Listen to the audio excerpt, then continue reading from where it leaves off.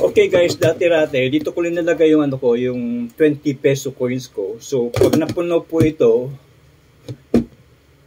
18,000 po ang naipon ko po dito pag napuno. So, titinan natin kung same yung yung laman po nito. Kasi dito ko po linagay.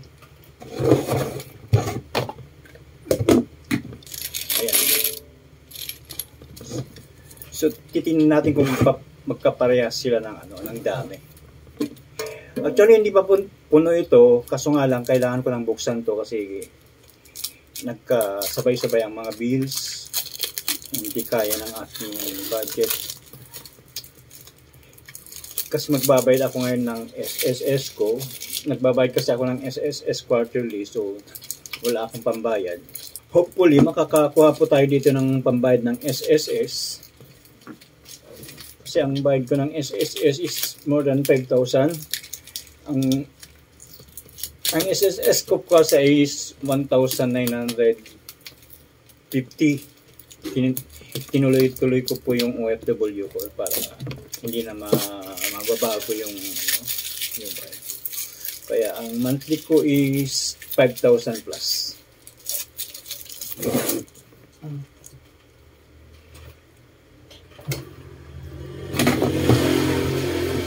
Saan 1,920 times 3, 5,760. Yan ang babayaran ko sa SSS for 3 months. So, titinan natin kung kaya natin ito.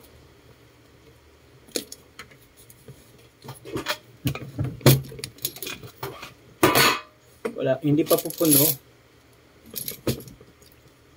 Ito pa lang. Parang kalahati pa lang. So, titinan natin kung mapupuno ang harinola.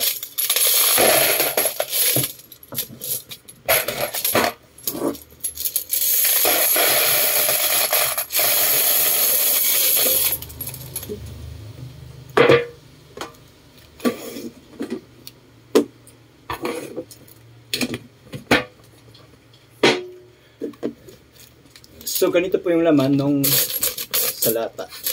Kailangan bilangin natin. Kasi kailangan bukas, dadalhin ko na sa BPI para So, kailangan ko nang mabilang to para ma-deposit natin sa BPI para makapagbayad na ako sa SSS. So, umpisa na natin magbilang.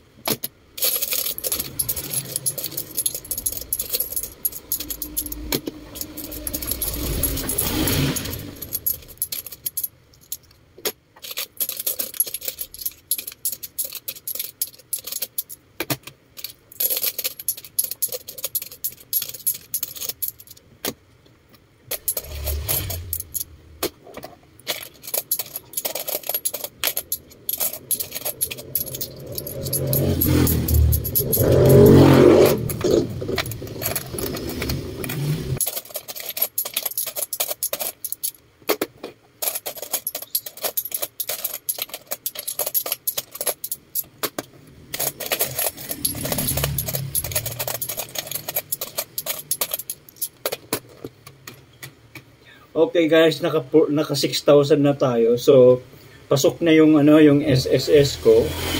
So, okay na. May pambayad na po tayo ng SSS bukas. So, itong natitira, pambayad ng mga bills, Meralco bills, Wi-Fi, tapos yung mga tubig. Okay guys, 10K na. 2, 4, 6, 8, 10. Sana umabot ng 12K. Ayan guys, nabitin.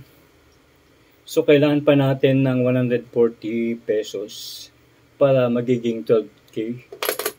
So, maghanap tayo dito ng 20 coins. Sana meron dito.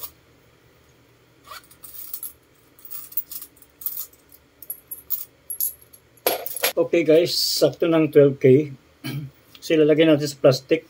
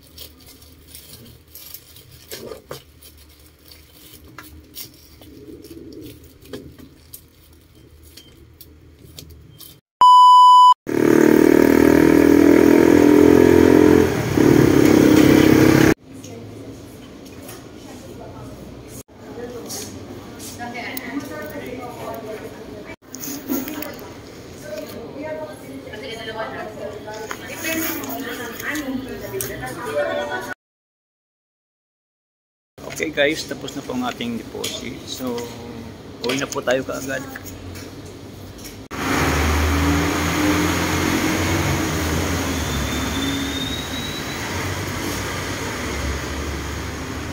Po ako ng ulan guys.